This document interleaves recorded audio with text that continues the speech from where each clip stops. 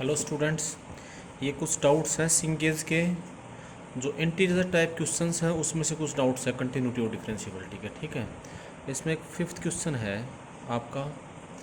जैसे इसमें दे रखा है आपको, ये देखो, ये गिवन है आपको, if F x is equal to limit N tends to infinity x की power 2n-1 plus A x square plus B X divided by x की power 2n+1 is continuous for all x belongs to real number।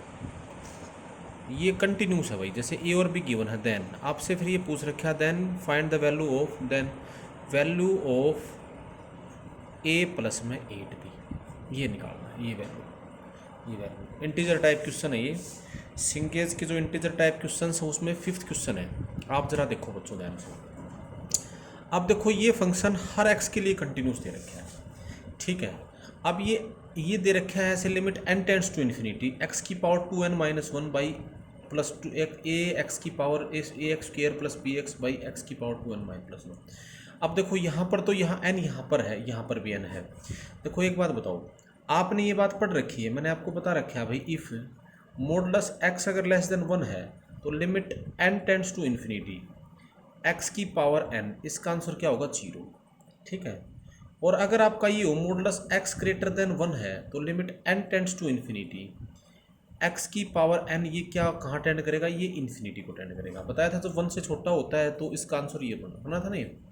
ठीक है, अब देखो यहाँ पर ये दे रखा है, और अगर x, क्योंकि हर x के लिए कंटिन्यूस और डिफरेंशिएबल है, कंटिन्यूस है, सॉरी, हर x के लिए कंटिन्यूस है। अगर हर x के लिए कंटिन्यूस है तो हम यहाँ पर एक बात देखेंगे। देखो, जब हम इसको सोल्व करने लगेंगे पहले तो इसके ऊपर केस रखेंगे भाई बच्चों। देखो, तो एक बात बताओ, ये जो फंक्शन एफ एक्स है इसके अंदर मैं ये लिख रहा हूँ, देखो एफ एक्स की वैल्यू। एक बात बताओ, जब आपका ये -1 और 1 के बीच हो एक्स, ये मॉडुलस एक्स लेस देन 1 है। ठीक है, तो इसका मतलब क्या होता है? x -1 से 1 के बीच में, x -1 से 1 के बीच में है तो जब n इन्फिनिटी को टेंड करेगा तो ये कहाँ टेंड करेगा? ये भी 0 को टेंड करेगा, ये भी 0 को टेंड करेगा। सिर्फ ये क्या बच जाएगा आपका? A x square plus B X. ठीक है, अब अगर मान लो आपका x है 1, ठीक है, अगर आपका x हो पर्टिकुलर 1 के इक्वल हो, 1 एक अलग केस हो, क्योंकि इसमें ये यूज नहीं करे। अगर ये x 1 है तो फिर ये हमेशा ही 1 हो जाएगा, 1 की पावर कुछ भी करे तो 1 ही रहेगा, क्योंकि फिक्स होगा ना x 1। और ये क्या हो जाएगा? a, ये क्या हो जाएगा? b। अगर x को 1 पुट करूँगा तो एग्जैक्ट, और ये a+1, तो ये क्या हो जाएगा? a plus b plus 1 divided by, है ना, ये x की जगह 1 रखोगे, a प्लस बी और +1 और डिवाइडेड बाई 1+1। और अगर आपका x है -1, अगर आपका x -1 होगा तो इसमें क्या बनेगा? जब x की पावर, देखो ये ओड पावर है, ये 2n-1 ओड है, -1 की पावर ओड करोगे तो आंसर क्या आएगा? ओड है ना ये नंबर, तो ये -1 आंसर आएगा। यहाँ -1 की पावर करोगे तो ये क्या हो जाएगा? -1, ये क्या हो जाएगा? +a, है ना, और ये क्या हो जाएगा? -b, और डिवाइडेड बाई ये क्या हो जाएगा? -1 की पावर, ये इवन पावर है। ठीक है, -1 की पावर 2n इवन है, 1 + 1 क्या हो जाएगा? 2। और जब x आपका या तो ग्रेटर देन होगा 1, यानी ये मॉडुलस x ग्रेटर देन 1 है, या फिर और x आपका लेस देन -1, इस केस में इस लिमिट का आंसर क्या हो जाएगा बच्चों? देखो जरा एक बार, अब ये क्या बनेगा? जब x 1 तक बड़ा है, इसको अलग से कैलकुलेट कर लेना आप। देखो, इसको मैं इस पेज पे कैलकुलेट कर देता हूँ। देखो, जब आपका x जो है, इफ ये लिख रखा, ये x 1 से बड़ा है या फिर x -1 से छोटा है, तो इसमें तो इवन पावर ही है। तो ये बताओ, जैसे ये limit x n tends to infinity, ये x की पावर 2n-1 है, plus A x square plus B x by x की पावर 2n+1। तो देखो यहाँ से x की पावर 2n+1 कॉमन ले लेंगे तो ये x की पावर n तो इन्फिनिटी को टेंड करेगा, यहाँ से ले लोगे। देखो इधर limit n tends to infinity x की पावर 2n-1 कॉमन ले लिया यहाँ से, यहाँ क्या बचेगा? 1 प्लस में a बाई एक्स की पावर 2n-3 हो जाएगा, प्लस b बाई एक्स की पावर 2n-2 हो जाएगा, है ना, डिवाइडेड बाई यहाँ से x की पावर 2n कॉमन ले लो, यहाँ क्या बच जाएगा? यहाँ क्या बचेगा? 1 प्लस में 1 बाई एक्स की पावर 2n। जब देखो ये मॉडुलस, देखो n इन्फिनिटी को टेंड करेगा तो ये x की पावर n भी इन्फिनिटी को टेंड करेगा, तो यहाँ पर ये कैंसिल हो गया, यहाँ एक तो 1/x बच जाएगा, ये तो n कैंसिल होगा, ये 0 को टेंड हो जाएगा, ये 0 को टेंड हो जाएगा, ये 0 को टेंड हो जाएगा, ये बच जाएगा, ये कैंसिल हो गया, 1/x बच जाएगा, है ना। तो इसका आंसर बच जाएगा 1/x। आप समझ गए बात ये। तो अगर इस केस में जब x माइनस, इस केस में इसका आंसर आ जाएगा 1/x। ठीक है, तो ओवरऑल आपके पास जो ये फंक्शन था, ये फंक्शन आपका ये बन गया भाई। ठीक है, अब ये फंक्शन हर जगह कंटिन्यूस दे रखे आप, ये है, इस फंक्शन को ये देखना था आपका, ये फंक्शन बन गया आपका। अब ये फंक्शन आ गया, आप समझ गए बात इसको। अब ये हर जगह कंटिन्यूस दे रखे आपको ये फंक्शन, जब ये हर जगह कंटिन्यूस है तो इसका मतलब ये होगा भाई ये 1 पे भी कंटिन्यूस है और -1 पे भी कंटिन्यूस है, तो ये कंटिन्यूस है ना, तो देयरफॉर इसकी limit x tends left hand limit या right hand limit f of 1 के इक्वल होगा, तो therefore fx is continuous everywhere, हर जगह पे कंटिन्यूस है, तो देयरफॉर ये क्या हो जाएगा आपका इसके, तो at x is equal to -1 के ऊपर इसकी जो है -1 पे जब हम इसकी लिमिट निकालेंगे -1 से, -1 के ऊपर राइट हैंड लिमिट एग्जिस्ट करेगी। ठीक है, और f ऑफ -1 के इक्वल आएगा। ठीक है, तो ये क्या होगा, limit x tends to -1 positive. ठीक है, f of x is equal to f of -1 होगा, f ऑफ -1 पॉजिटिव की वैल्यू क्या होगी, यहाँ रखोगे आप ये, तो ये क्या हो जाएगा a माइनस बी, ये लिमिट है ना यहाँ पे, यानी देखो ये बन जाएगा limit x tends to -1 positive, f x की वैल्यू है ax² प्लस bx/2, सॉरी यहाँ हाँ ax+/2 नहीं है, ax+bx ही है, और ये क्या आपके पास क्या होगा, ये आपके पास क्या बन जाएगा, f equal to f of -1 की वैल्यू क्या है -1 प्लस में a माइनस b/2। ठीक है, तो ये क्या हो जाएगा आपके पास a minus b is equal to a minus b minus 1/2। आप इसको क्रॉस मल्टीप्लाई कर लो, यहाँ क्या हो जाएगा 2a minus 2b is equal to a minus b minus 2। ठीक है, तो यहाँ से कैंसिल हो जाएगा, तो ये क्या हो जाएगा a माइनस बी, ठीक है, यहाँ प्लस हो जाएगा, इक्वल टू -1, इक्वेशन वो आ गया।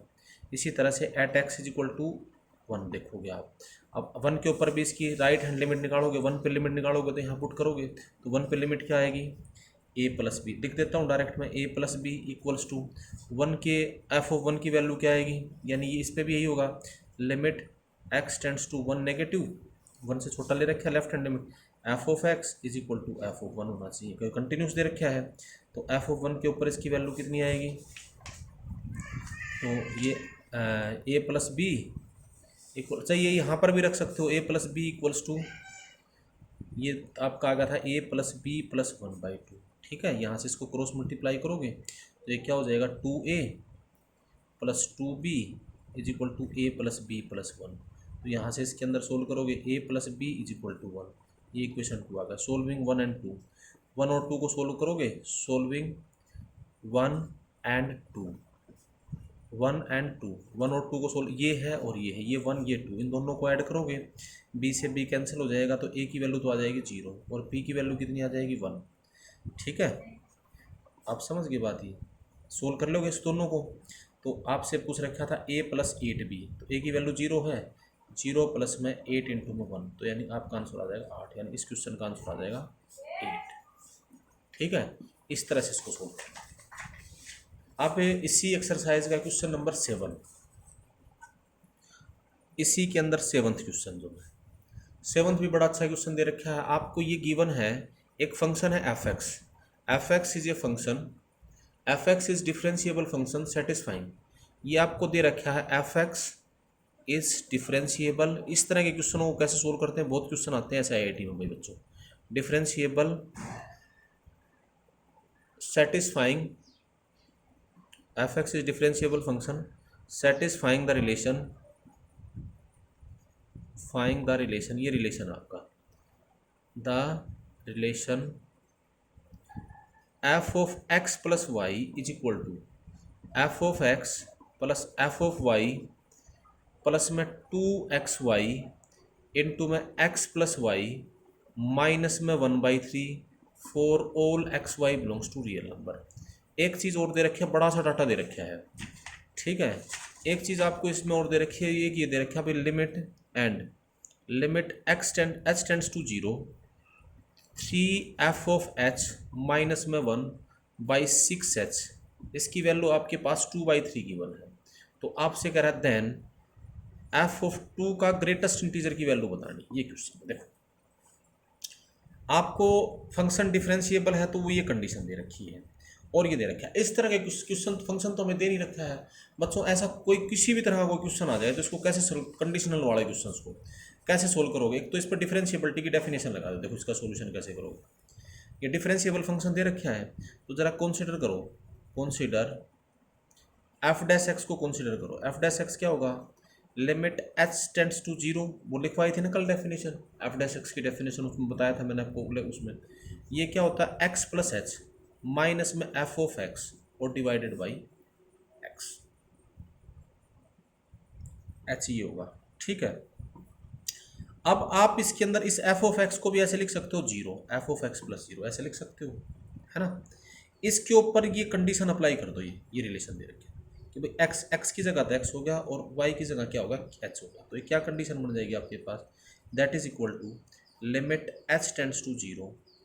ये आपके पास क्या हो जाएगा बच्चों, देखो limit H tends to zero, ये F of x plus F of H है ना, प्लस 2x इंटू में एच इंटू में एक्स प्लस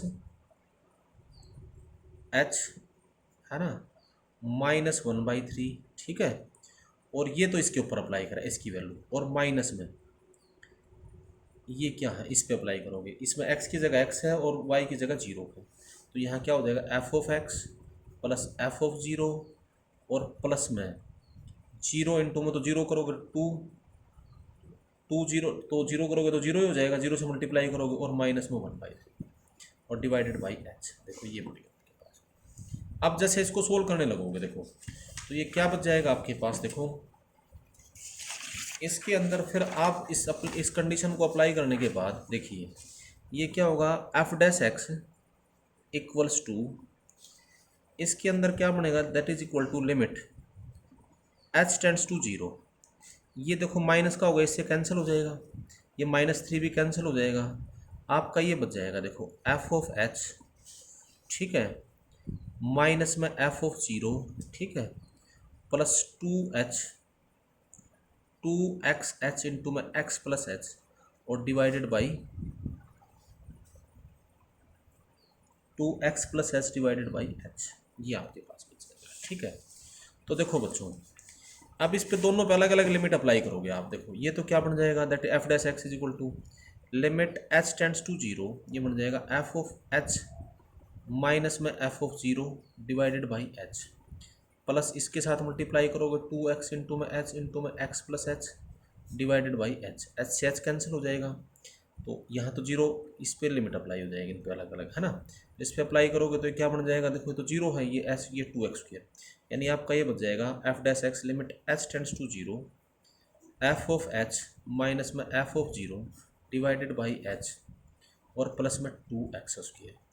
अब एक बात बताओ, क्या ये डिफरेंशिएबिलिटी जीरो के ऊपर डिफरेंशिएबिलिटी की डेफिनेशन नहीं है। अगर जीरो के ऊपर डिफरेंशिएट करते हैं जैसे एफ डैश, क्या ये इसकी ये वैल्यू जो है एफ डैश जीरो है ना, F dash zero plus 2x square, क्योंकि देखो अगर किसी पॉइंट पर डिफरेंशिएशन की वैल्यू ये होगा आपका एफ डैश एक्स, ये मैंने आपको डेफिनेशन बताई थी कि किसी पॉइंट पर देखो एफ डैश ए, किसी पॉइंट पर ये तो डेफिनेशन थी limit H tends to zero F of A plus H minus में F of A divided by H. तो ये बताओ एफ डैश जीरो की वैल्यू कितनी होगी, ए की जगह जीरो होगा तो limit H tends to zero, तो ये एफ ऑफ ए की जगह जीरो होगा तो F of H minus F of zero by H.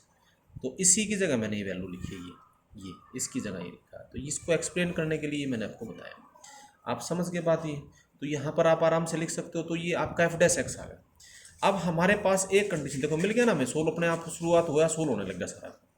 अब हमारे पास एक कंडीशन और गिवन है इसकी, क्या कंडीशन है, देखो ये और दे रखा है आपको लिमिट, एक आपको क्वेश्चन में दे रखा था, आपके पास जो एक क्वेश्चन था उसमें देखो ये लिख रखा था ना, एक ये आपके पास था limit H tends to zero 3 into में F of H minus 1 by limit H tends to zero 3 F of H minus 1/6h is equal to क्या था आपके पास 2/3।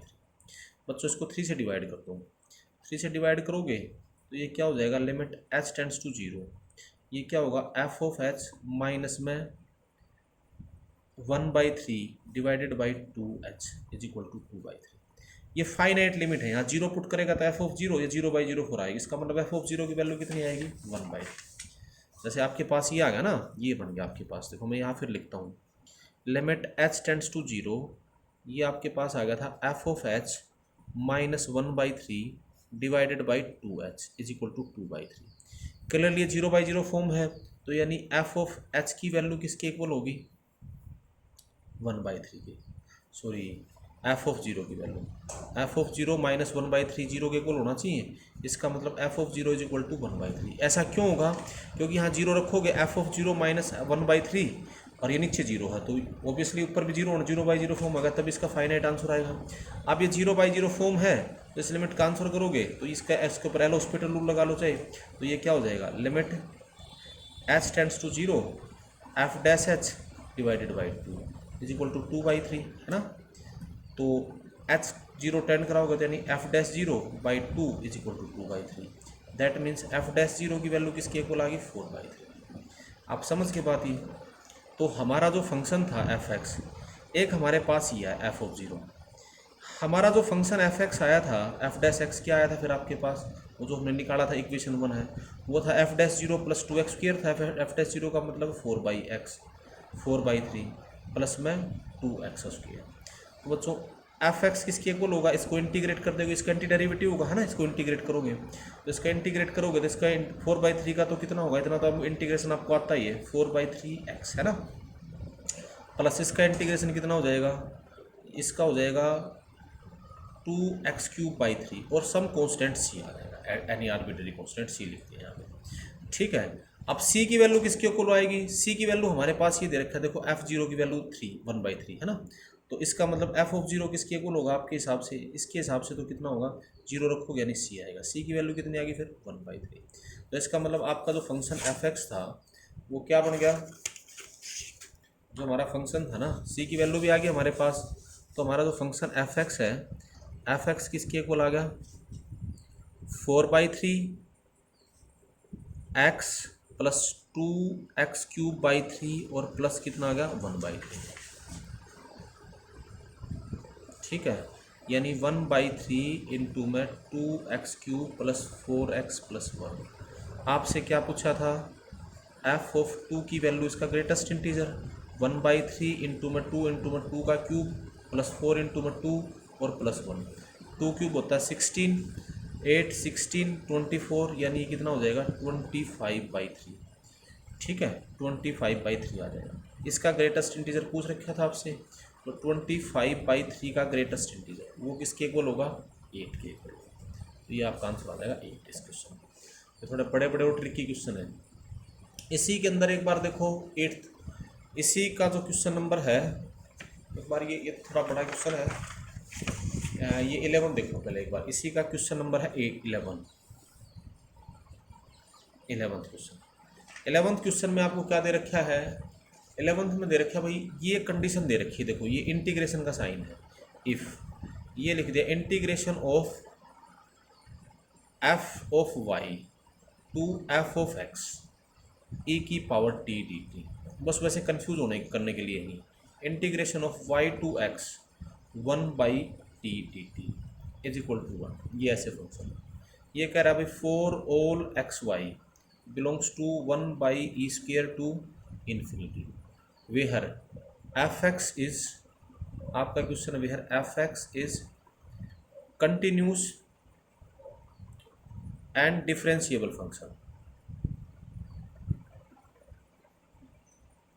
ये कंटिन्यूस और डिफरेंशिएबल फंक्शन है, ठीक है। और फिर आपको और दे रखा है, एक आपको दे रखा था एंड f ऑफ 1/e की जो वैल्यू है वो 0 दे रखी है आपके पास, और एक फंक्शन और दे रखा है आपको, इफ g(x) एक फंक्शन है वो लिख रखा है आपको e⁻x अगर x k से बड़ा है और 0 is less then x is less then k है, तो ये दिख लिया e⁻x²। तो ये कह रहा है देन, आपसे पूछ रहा है देन, ये आपका question, then find value of K for which F of ji x is continuous for all x belongs to R positive. देखो ये क्वेश्चन आप, ठीक है। देखो भाई बच्चों, इसको कैसे सोल्व करोगे? पहले तो एफ ऑफ जी एक्स निकालो, ठीक है। जी एक्स तो आपके पास दिए रखे हैं, पहले एफ एक्स निकालते हैं। तो हमारी जो पहली कंडीशन है, देखो जी एक्स तो गिवन ही है, फंक्शन है ये। आप जरा एफ एक्स निकालो एक बार।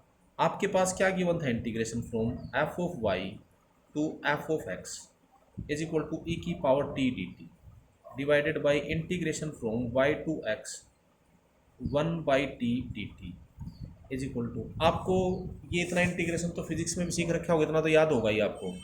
इसको इंटीग्रेट करोगे तो क्या आएगा? ई की पावर टी डी टी का इंटीग्रेशन क्या होगा? फिर upper limit minus lower limit करेंगे, इसका इंटीग्रेशन क्या होगा? ई की पावर टी ही होगा between the limits f of y f of x to F of y divided by, इसका इंटीग्रेशन कितना होगा? 1/t का। आपको पता है लोगरिथम टी होता है लोगरिथम एक्स, 1/x का इंटीग्रेशन लोगरिथम एक्स होता है। Upper limit lower limit is equal to 1, ठीक है।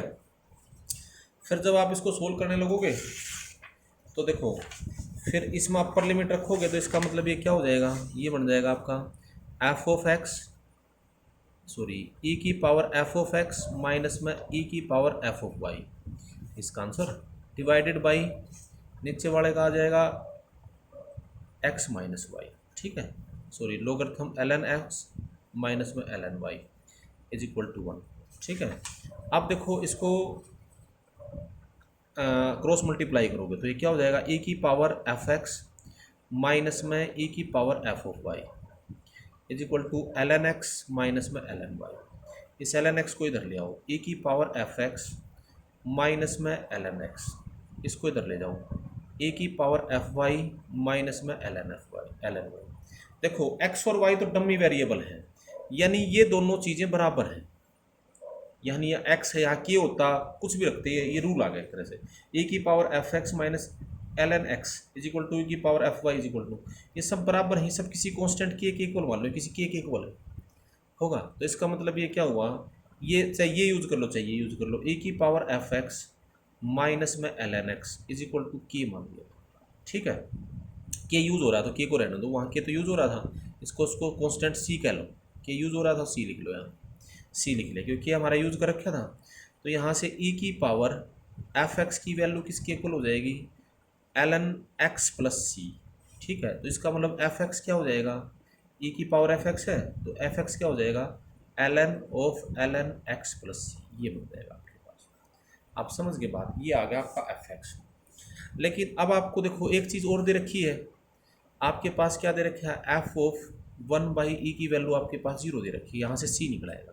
तो इसका मतलब दैट इम्प्लाइज, यहाँ रखोगे एफ ऑफ 1/e की वैल्यू, आंसर क्या होगा? L n 1/e my plus c is equal to 0, ठीक है। तो ये एल एन 1 - 1 आ जाएगा, तो ये क्या हो जाएगा? दैट इम्प्लाइज ये हो जाएगा L N of -1 plus c is equal to 0। तो इसका मतलब ये क्या हो जाएगा? ये किसका 0 होता है? लोगरिथम 1 का होता है, यानी -1 plus c is equal to 1। तो दैट इम्प्लाइज सी की वैल्यू कितनी आ जाएगी? 2। तो सी आपका 2 आ गया। तो इसका मतलब आपका जो फंक्शन एफ एक्स है वो किसके इक्वल आ गया? इसका मतलब हमारा जो फंक्शन एफ एक्स है वो आपका आ गया l N of L N x plus 2, ये बन, ठीक है।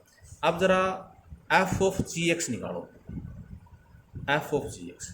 आपके पास जी एक्स की जो वैल्यू थी वो क्या गिवन थी? देखो जी एक्स ये था, एफ एक्स आपका ये है, देखो जी एक्स आपका ये लिख रखा है ना, जी एक्स आपका ये है ई की पावर एक्स। तो इसका मतलब ये क्या हो जाएगा?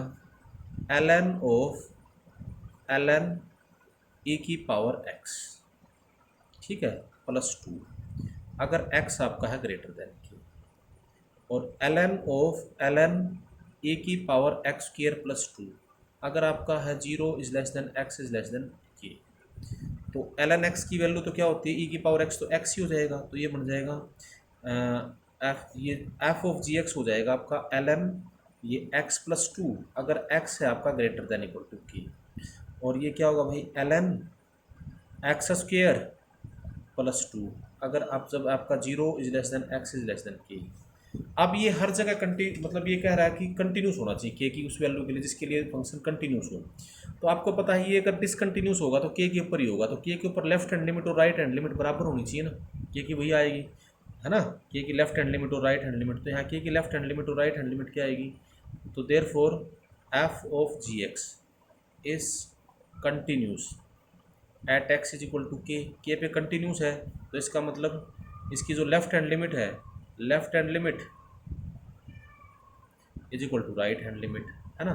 तो लेफ्ट हैंड लिमिट तो क्या आ जाएगी, क्योंकि इंडिटरमिनेट फॉर्म है ही नहीं हो, l n k plus two is equal to right hand limit क्या आ जाएगी, l n k square plus two. ठीक है, तो इन दोनों को सोल्व करोगे तो यहाँ से क्या आ जाएगा, ये कैंसिल हो जाएगा, यानी के प्लस में टू इज इक्वल टू के square plus to. That implies यहाँ से के स्क्र प्लस के इज इक्वल टू जीरो आ जाएगा। तो यहाँ से के इंटू में के,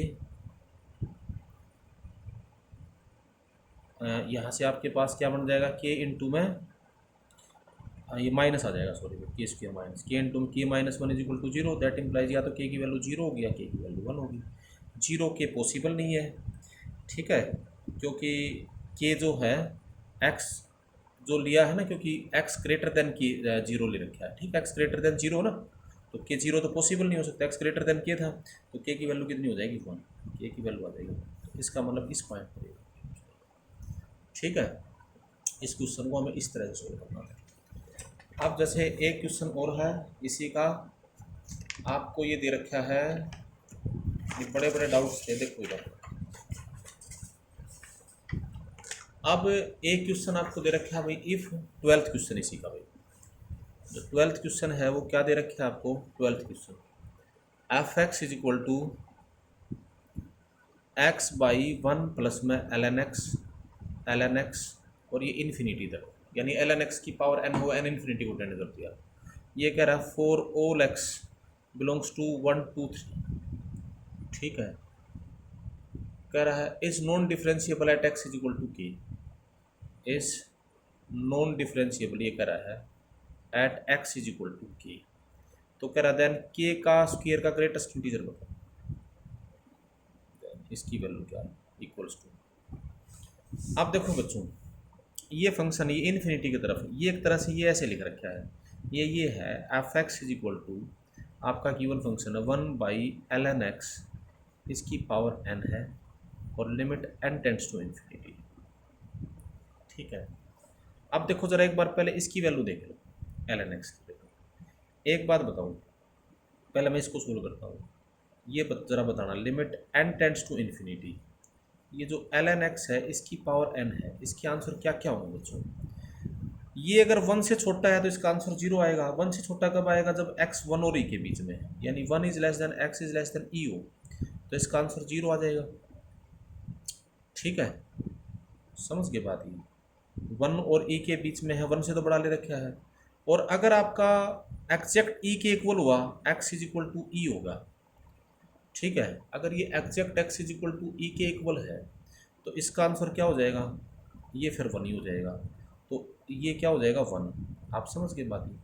और अगर x ग्रेटर देन e है तो ये कहाँ टेंड करेगा, e से बड़ा होगा, तो इसका आंसर क्या हो जाएगा, ये इन्फिनिटी को टेंड कर जाएगा, है ना।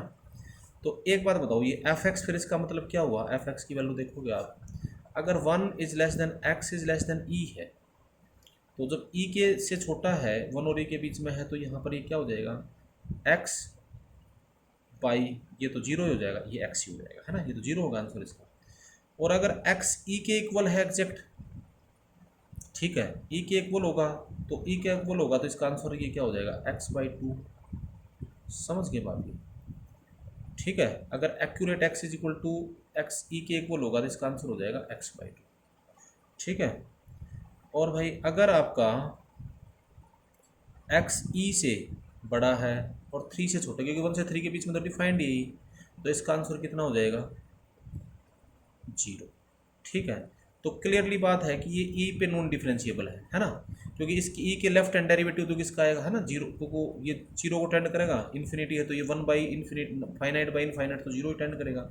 तो क्लियरली बात है, इसको डिफ्रेंशिएट करोगे एफ डैश एक्स को, तो एफ डैश एक्स का डेरिवेटिव क्या आएगा, एफ डैश एक्स, ये क्या आएगा भाई 1, सब 1 is less then x is less then e आता है, ई के ऊपर पर्टिकुलर नंबर पे होता नहीं जीरो, जब ई से बड़ा है, E is greater than x is less then 3 है, तो ई का लेफ्ट हैंड डेरिवेटिव तो 1 है, राइट हैंड डेरिवेटिव 0 है, तो इसका मतलब ये क्या हुआ, F x is not differentiable at x is equal to E, E के ऊपर डिफरेंशिएबल नहीं है। अब ये ई पे डिफरेंशिएबल नहीं है तो इसका मतलब ये आ गया पॉइंट। तो आपसे पूछा था वो के था, इसमें मतलब के की वैल्यू ई आ गई, तो ई का स्क्वायर का ग्रेटेस्ट इंटीजर देखना है, तो ई होता है, ई की वैल्यू होती है नियर अबाउट 2.73 समथिंग, तो इसका स्क्वायर करोगे तो ये आएगा 7.29 समथिंग, क्योंकि 2.7 का ही होता है, तो ये क्या आ जाएगा, इसका ग्रेटेस्ट इंटीजर क्या हो जाएगा 7। ठीक है, ये इस तरह सोल्व करना है। और अभी जो है चलो इसको कर लो, फिर और कुछ डाउट्स फिर दूसरे वीडियो में बढ़ाते हैं।